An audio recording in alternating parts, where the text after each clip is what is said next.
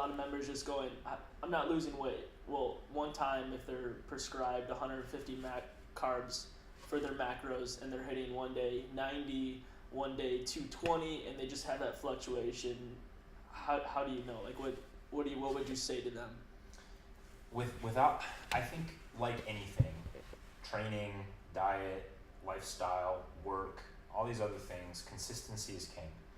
If you can't be consistent, then there's no way for us to pull back or add and do it in an intelligent manner. So I would say, with that person, and I know it's hard, like we all have lives and certain circumstances that play out. So, please understand that if you're trying and just coming a little short within 10 grams or so, 20 grams either way, I can get. But if we're dropping off 50 one way or the other, on any given day, it's not enough data for us to make an intelligent decision off of to tell you what's working or what's not. So I would say always go back to consistency. Try your hardest to hit the numbers.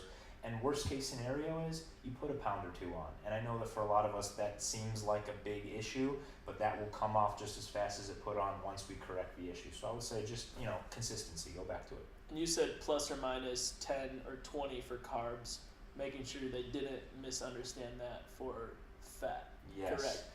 Okay, so tell them about this one, guy. Yeah, guys, this is 5 pounds of fat. Some of you guys that came in and saw it, touched it, asked questions about what it was. We haven't named it yet, so if you guys want to throw out a name, hit me with it. Yeah.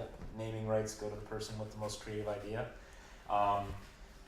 Proteins and carbohydrates. Every gram is 4 calories. Okay, 4 calories. So if you go over by 10 grams. Big deal, okay, you went over by 40 calories, that's not a huge issue.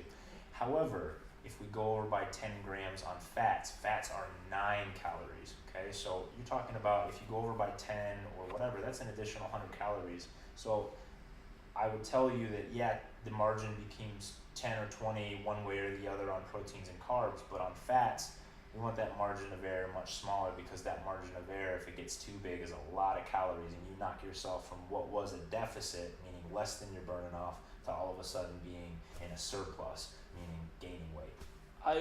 For myself, I always say plus or minus 5 grams in protein and carbs and plus or minus 2 in fat. You think that's a good I think target? That's great. And consistency, again, if you can go back to that, if you can be that consistent, that's amazing. Yeah.